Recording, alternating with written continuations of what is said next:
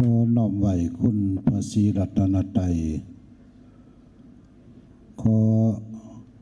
แสดงความเคารพนับถือพระอาจารย์ใหญ่ดาวเฮืองคำประเสริฐ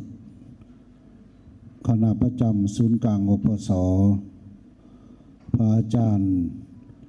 ดาวเสด็จเลิศมานี่คณะประจำศูนย์กลางอปส.คณะห้องหัวหน้าห้องการศูนย์กลางอปส.ขอแสดงความเคารพพระอาจารย์ใหญ่อุดมแหวนค่ำหัวหน้ากรรมการการต่างประเทศห้องประธานอปส.นครหลวงขอแสดงความเคารพพระอาจารย์ใหญ่สอนแก้วนิ่นประธานอปส.เมืองศรีสัตนาพระอาจารย์ศรีสุพันธ์ทศพรห้องประธานอปส.เมืองศรีโคตรแล้วก็พระอาจารย์กาดำห้องประธานอปส.เมืองจันทบุรีแล้วก็พระอาจารย์บุญท่านห้องหัวหน้ากรรมการศึกษาสงฆ์นครหลวงพร้อมด้วยพระสงฆ์ที่นับถือและหักแพงเจริญพรท่านอาจารย์ห้องหัวหน้ากรมสังคู่แล้วก็ท่านอาจารย์หัวหน้าห้องการกรรมการศึกษาสงฆ์ศูนย์กลางพร้อมด้วยครูอาจารย์และบรรดาออกตนญาติโยมผู้ที่มีความสนใจและก็ให้ความสำคัญในพิธีมอบใบประกาศนียบัตรในระดับบัณฑิตศึกษาก็คือปริญญาตรีของวิทยาลัยคู่สงฆ์องค์ตื่อสำหรับมื้อนี้ก็ถือว่าเป็นบรรยากาศอันอบอุ่นในหอบหลายปีอันความหมายว่าเป็นบรรยากาศอันอบอุ่นในหอบหลายปีเนื่องจากว่าในระยะหลายปีผ่านมาเนี่ยทั้งวิทยาลัยเฮาบ่ได้มีพิธีจัดมอบใบประกาศนียบัตรก็เนื่องจากสภาพและสิ่งแวดล้อมที่บ่เหมาะสมและก็บ่สอดคล้องอิงตามทิศสีน้ำของกระทรวงศึกษาในระยะผ่านมาฉะนั้นในมาระยะถึงปัจจุบันนี้ในเมื่อสภาพการเปลี่ยนแปลงและก็เพื่อเป็นการเสริมสร้างแห้งจูงใจต่อผลสำเร็จอันยิ่งใหญ่ของนักเรียนนักศึกษาก็ดีและก็ขบวนการเรียนการสอนของวิทยาลัยคู่สงฆ์องค์ตื่อก็ดีจึงได้ถือว่าปีนี้เป็นปีพิเศษในหอบหลายปีที่ได้มีการจัดมอบใบประกาศนียบัตรถ้าจะว่าอีกอย่างหนึ่งก็ถือว่าเป็นความโชคดีของนักศึกษารุ่นนี้เนาะถือว่าเป็นความโชคดีของนักศึกษารุ่นนี้ที่ได้มีโอกาสอันเหมาะสมอันเหมาะเจาะในเงื่อนไขที่มีความพร้อมแล้วก็สามารถจัดตั้งพิธีมอบใบประกาศนียบัตรได้ด้วยศักดิ์และสิทธิ์คำว่าด้วยศักดิ์และสิทธิ์ก็คือดังที่เฮาได้ฟังการผ่านข้อตกลงของรัฐมนตรีกระทรวงศึกษาธิการที่อนุมัติให้มีพิธีจัดมอบใบประกาศนียบัตรก็แสดงว่าพิธีการมอบใบประกาศนียบัตรนี่เป็นพิธีอันศักดิ์สิทธิ์แล้วก็เป็นไปตามทิศทางและแนวทางการศึกษาแห่งศาสตร์ก็คือการรับห้องของกระทรวงศึกษาธิการนะฉะนั้นแหละจึงถือได้ในสองข้อว่ามื้อนี้เป็นนิมิตหมายอันดีในหอบหลายปีและเป็นศักดิ์และสิทธิ์ที่จะเป็นแห่งบันดาลใจเป็นแห่งจูงใจต่อผลสำเร็จของนักเรียนนักศึกษาก็คือในระยะการดำเนินการเรียนการสอนของสถาบันวิทยาลัย คู่สงฆ์องค์ตื้อเหมือนกับสถาบันอื่นอันนี้เป็นที่เข้าใจในเบื้องต้นในสองข้อฉะนั้นแหละสิ่งที่สำคัญที่จะก่อเกิดประโยชน์อันเต็มเปี่ยมอันสมบูรณ์แบบสำหรับนักศึกษาที่สำเร็จการศึกษาในระดับปริญญาตรีที่จะไปสู่เส้นทางอันข้างหน้านี้แน่นอนแหละสิ่งที่เฮารับรู้และเข้าใจเป็นพื้นฐานว่าการศึกษาที่ดีมันต้องเคียงคู่ไปกับคำว่าการศึกษาดีเคียงคู่กับคุณธรรมเนาะการศึกษาดีต้องเคียงคู่กับคุณธรรมเพราะว่าคำว่าบัณฑิตหมายถึงผู้หอบรู้บัณฑิตเป็นผู้หอบรู้ผู้เข้าใจหอบรู้อันใดเข้าใจอันใดหอบรู้ตนเองแล้วก็เข้าใจในสังคมเนาะบัณฑิตนี่ต้องเป็นผู้หอบรู้แล้วก็เป็นผู้เข้าใจในตนเองแล้วก็หอบรู้ในสังคมแล้วจึงจะเฮ็ดให้ชีวิตของเฮานี่มีที่ยืนอยู่ในสังคมอย่างมั่นคงและเกียรติสง่างามถ้าเมื่อใดเฮาบ่เข้าใจในตนเองบ่หอบรู้ในตนเองบ่เข้าใจในสังคมแล้วการที่เฮาจะออกจากขั้วของวิทยาลัยเนี่ยเฮาก็จะหาจุดยืนได้ยากถึงว่าจะมีจุดยืนแต่ก็ขาดความมั่นคงฉะนั้นสิ่งที่จำเป็นคือความรู้คู่คุณธรรมเพื่อจะหอบรู้แล้วเข้าใจเพราะอาจารย์เคยได้โอ้โลมนักศึกษาเสมอมาว่าเฮาจะออกจากขั้วของวิทยาลัยเนี่ยเฮาจะเอาอันใดไปเฮามีความพร้อมสิ่งใดในระยะที่เฮาเป็นนักเรียนนักศึกษาอยู่ในขบวนการเรียนรู้นี่ที่จะเป็นบัณฑิตเนี่ย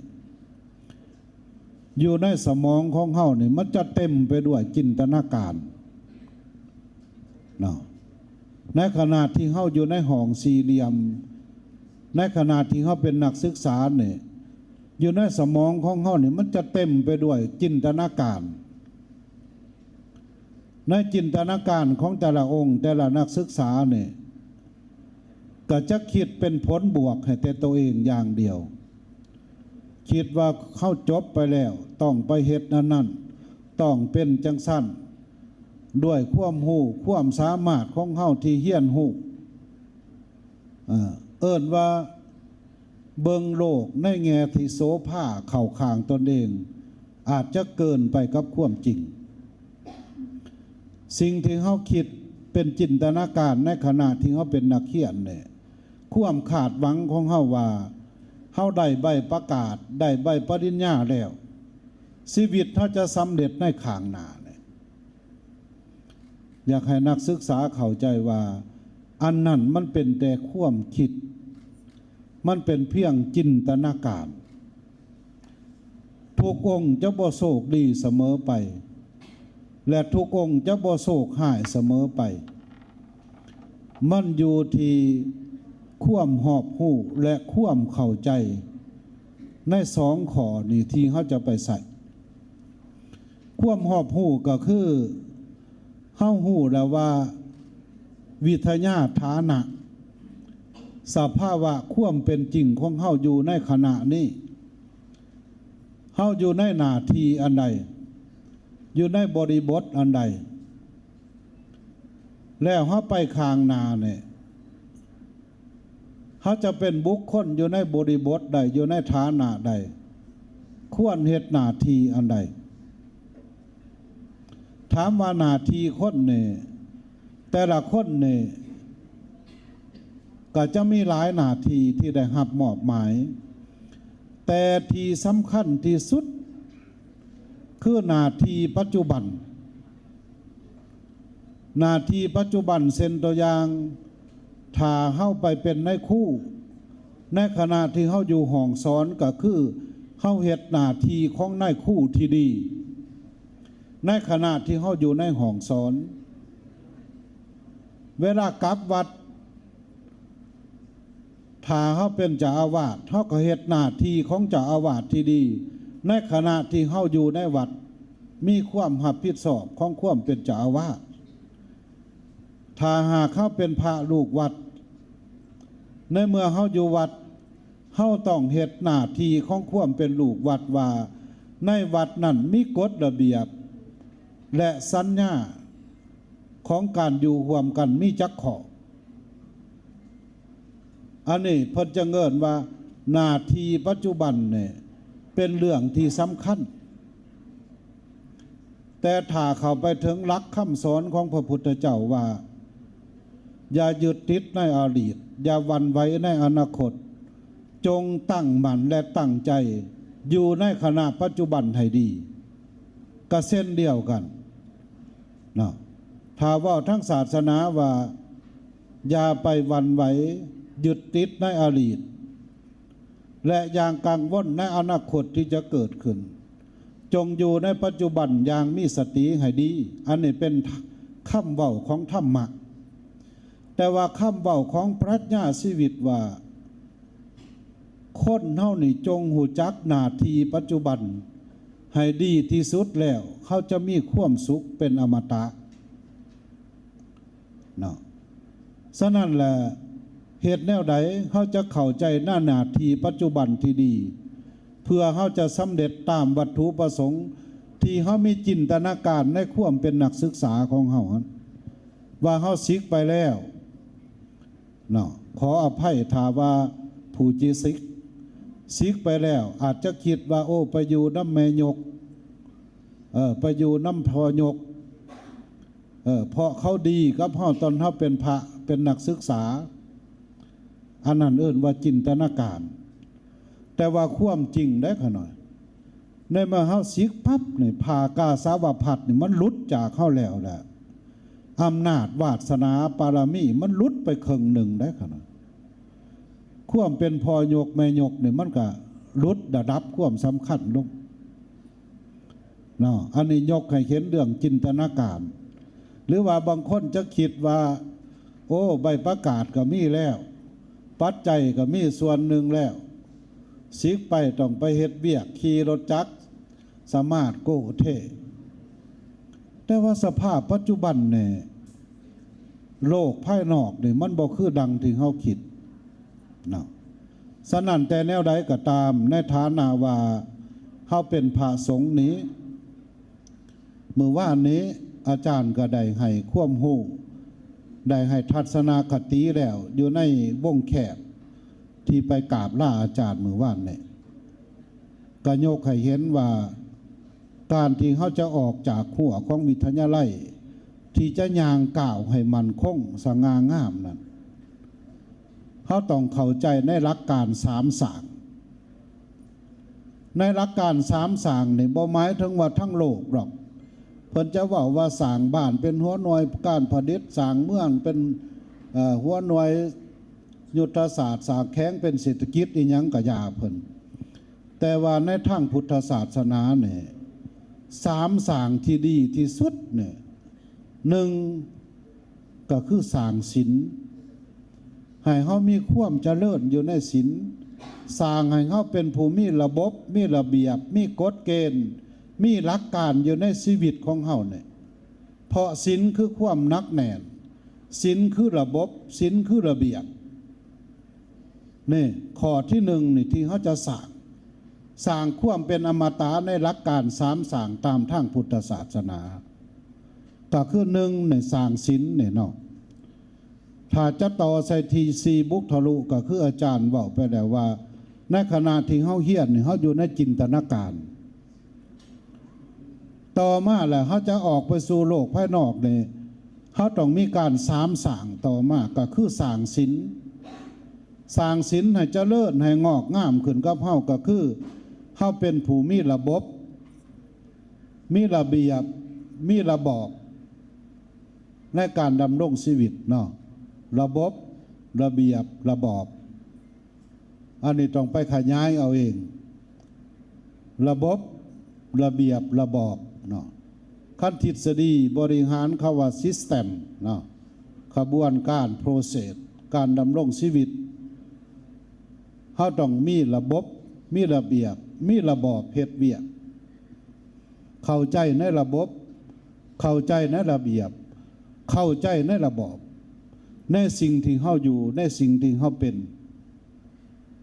นะอย่าไปเข้าใจในสิ่งที่ความเป็นจินตนาการสิ่งที่ไกลโตอันนี้เอิ้นว่าสามสร้างที่ดีข้อที่หนึ่งคือสร้างศีลให้เกิดขึ้นมีความหนักแน่นสะอาดบริสุทธิ์สร้างข้อที่สองก็คือสร้างสมาธิต้องมีความหนักแน่นความมั่นคงบ่หวั่นไหวต่อปัจจัยสิ่งแวดล้อมที่จะเกิดขึ้นกระทบต่อเฮาในขณะที่เขาจะเปลี่ยนแปลงสถานะของเฮาเนี่ยในภาษากรรมฐานเพิ่นว่าอาญตนะภายในอาญตนะภายนอกมันเฮ็ดให้คนเกิดอารมณ์เกิดการเปลี่ยนแปลงฉะนั้นล่ะการอดทนอดกันหนักแน่นมั่นคงอันนี้เป็นหลักการสร้างข้อที่สองข้อที่สามก็คือสร้างปัญญาเนี่ยอันนี้เป็นการสร้างที่ดีที่สุดพื้นฐานของมนุษย์ในหลักทางพระพุทธศาสนาว่าถ้าเฮาสร้างตัวนี้ได้เลยมันว่าเฮาเริ่มต้นที่จิตใจเฮาบ่ได้เริ่มต้นที่อำนาจเนาะสร้างปัญญาก็คือใส่สติใส่ปัญญาที่เฮาเฮียนหูมานั่นไต่ตองตึกตองพิจารณาปัญญาไต่ตองตึกตองพิจารณาไปนำใส่คำว่าหอบหูและเข้าใจนี่ตัวปัญญาน่ะถ้าเฮาบ่หอบหูในบริบทปัจจัยภายในภายนอกในขณะที่เฮาอยู่นี่สิ่งแวดล้อมเนี่ยก็แสดงว่าเฮาบ่ฮู้โตเฮาเองฉะนั้นล่ะปรัชญาหนึ่งเขาจังบอกว่าเห็นโตแก่ดีกว่าเห็นแก่โตเนาะเห็นโตแก่ดีกว่าเห็นแก่โตเนาะอันนี้คือหลักการสามสร้างที่ดีสำหรับทั้งโลกราชการเพิ่นจะสร้างอันไหนก็ตามแต่ในฐานะเฮาเป็นพุทธบุตรเป็นพระสงฆ์นี่ต้องหูจักหลักการในการสามสร้างเพื่อความเป็นสัตว์ที่ประเสริฐเป็นมนุษย์ผู้มีฐานะความเป็นสัตว์อันประเสริฐเหนือกว่าสัตว์เดรัจฉานแต่ว่าพระพุทธเจ้าว่าถ้าเฮาบ่มีศีลบ่มีสมาธิบ่มีปัญญาเฮาก็จะบ่ต่างหยังกับสัตว์ที่บ่แม่นสัตว์ที่ประเสริฐถ้าเฮาฮอบฮู้ตัวนี้แล้วเฮาก็เข้าใจได้หลักธรรมะคำสอนถึงว่าเฮาจะไปอยู่ไสเฮาก็จะมีความสุขกับตัวใดคือเห็นบ่คำสอนที่เฮาเฮียนฮู้จากธรรมะอันเป็นพื้นฐานของชีวิตเหตุปัจจัยที่จะให้คนเป็นสุภาพบุรุษและสุภาพสตรีอยู่ในหลักธรรม7ประการ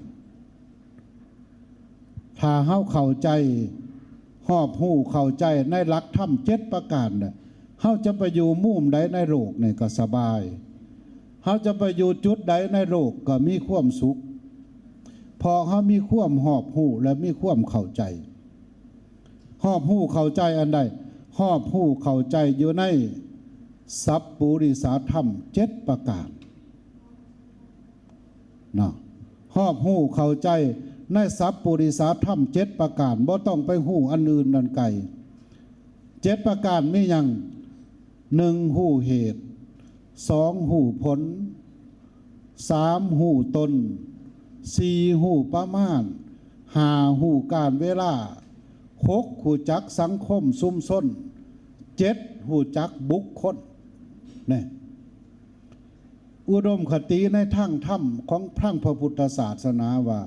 คนจะมีความสุข จะไปอยู่มุมใดอยู่ในฐานะใด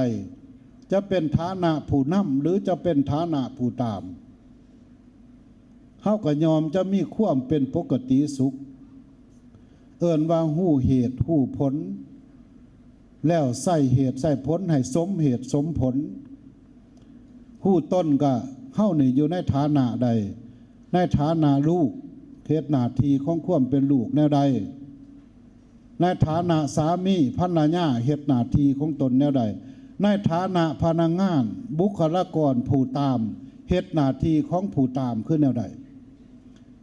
เอิ้นว่าฮู้ต้นเองหั่นนะเนาะแล้วก็ฮู้การเวลาที่จะรับผิดชอบเพิ่นนัด2 โมงครับประมาณ3 โมงจังซี่ถือว่าบ่ฮู้การแล้วเด้ใส่บ่ได้แล้วเด้ฮู้การฮู้ประมาณในการอยู่ในการใส่ในการได้ในการจ่ายให้มันเกิดความสมดุลให้มันได้วิน50ใส่ก็มีความสุขได้ก็มีความสุขเอิ้นว่าฮู้ประมาณเห็นบ่อีลุงพามล่ะตาใหญ่กว่าท้องบ่ฮู้ประมาณกินหลายจนท้องแตกเนี่ยบ่ได้ฮู้จักซุ่มซ่นบอนที่เฮาไปอยู่หันเพิ่นมีวัฒนธรรมแนวใดประเพณีแนวใดขนบธรรมเนียมแนวใดพฤติกรรมแนวใดถ้าเฮายินดีที่จะอยู่ในจุดนั้นเฮาต้องพร้อมที่จะเปลี่ยนแปลงในสิ่งที่เป็นอยู่ของจุดนั้นๆให้ได้และเฮาจะอยู่อย่างมีความสุขเพราะว่าทุกระบบมันยอมมีกลไกในตัวของมันรถโตโยต้าที่ดีที่สุดแต่ถ้าเฮาไปเอาอะไรของเบนซ์ที่มีเกรดคลาสที่ดีกว่าโตโยต้ามาใส่โตโยต้ามันก็บ่มีความหมายเฮาจะเอาอะไรอิซูซุไปใส่คุณไลมันก็บ่เกิดประสิทธิภาพฉะนั้นล่ะการฮู้ประมาณฮู้ส้มส้นพร้อมที่จะดำตนชีวิตอยู่หั่นแล้วเฮ็ดหน้าที่ของตนให้ดีให้สมดุลให้บาดาลกับซุ่มส้นปัจจัยบริบทสิ่งแวดล้อมที่เฮาอยู่เฮาก็ยอมอยู่อย่างสันติวิธีสันติสุขแล้วก็สู่สันติภาพสุดท้ายหูจักบุคคลว่าในขณะที่เฮาอยู่กับเพิ่นเนี่ยเพิ่นเป็นนายเฮาบ่หรือเฮาเป็นนายเพิ่นเฮาควรเป็นผู้ตามเพิ่นบ่หรือว่าเฮาจะเป็นผู้นำเพิ่นบุคคลที่เฮาอยู่ในขณะนี้มีความสำคัญในระดับใดต่อชีวิตและความเป็นอยู่ของเฮาเนี่ยอันนี้เชื่อว่าพระสงฆ์ลูกหลานนี่ได้เรียนมาหมดหลักการเหตุแห่งความสุขที่จะเป็นสุภาพบุรุษและสุภาพบุรุษและสุภาพสตรีถ้าได้รักธรรม7 ข้อนี่จะไปอยู่มุมใดในโลกก็อยู่ได้อย่างมีความสุขอยู่ได้อย่างมีความพึงพอใจฉะนั้นแหละจึงขอฝากไว้อยู่ในการเวลาระดับนี้เนาะว่าสิเว้าน้อยหนึ่งก็ไป23 นาทีแล้วขอให้ฮู้ได้ว่าบัณฑิตแม่นผู้หอบฮู้และผู้เข้าใจเนาะให้หอบฮู้และเข้าใจศึกษาวิเคราะห์และมาสังเคราะห์คำว่าหอบฮู้และเข้าใจมาปรับใส่ดำรงใส่ในชีวิตของตนแน่นอนบัณฑิตที่ได้รับใบประกาศมื้อนี้ชีวิตในอนาคตหั่นอยู่อย่างสันติสุขอยู่อย่างสันติภาพถ้าเฮาเข้าใจในหลักธรรมะก็คือปล่อยว่างลดมานะทิฏฐิอัตตาตัวตนให้อยู่ได้อย่างควบสมดุลกับสังคมเพราะเป้าหมายที่สูงสุดของการศึกษาเฮาคือหยังคือเฮียนฮู้ด้วยวิธีการและหลักการวิธีการเพื่อให้ชีวิตนี่อยู่อย่างมีความสุขอันนี้คือเป้าหมายของชีวิตเป้าหมายของการศึกษาอย่าศึกษาเพื่อความเป็นคนเก่งจงศึกษาเพื่อความเป็นคนดีแล้วให้ชีวิตเฮาอยู่อย่างสันติสุข เนาะอันนี้คือเป้าหมายของการศึกษาฉะนั้นในระดับบัณฑิตที่เฮาหอบหูและเข้าใจเพื่อที่จะต่อเนาะยอดไปในอุดมคติที่เฮามีความคาดหวังในระดับดีเวลการศึกษาของเฮาต้องเบิ่งเหตุปัจจัยและเงื่อนไขเนาะฉะนั้นแหละมื้อนี้ธรรมะในส่วนนี้หรือว่าการแนะนำธรรมานุสรณ์ในวันที่หับใบประกาศของบัณฑิตใหม่นี่จะเป็นประโยชน์บ่หลายก็น้อยมื้อใดวันหนึ่งที่นักศึกษาได้มีความทุกข์จงคิดเห็นคำเว้าของอาจารย์ในมื้อนี้มื้อใดวันหนึ่งที่นักศึกษาประสบผลสำเร็จในชีวิตจงคิดเห็นคำเว้าของอาจารย์ในมื้อนี้ว่าเป็นส่วนหนึ่งที่เป็นเหตุปัจจัยหนึ่งที่เฮ็ดให้เฮาได้ยืนอยู่ในจุดที่มีสภาวะเหตุแห่งความสุขสมกับความตั้งใจที่เฮาเป็นบัณฑิตอยู่ในอุดมคติของวิทยาลัยคู่สงฆ์ต้องดำเนินชีวิตอย่างพ่อเพียงอย่างพอดีให้ใส่ชีวิตอย่างพอดีจริงพอดีเป็นคนแล้วจริงเป็นคนพอดีขอขอบใจและขอนมัสการเจริญพร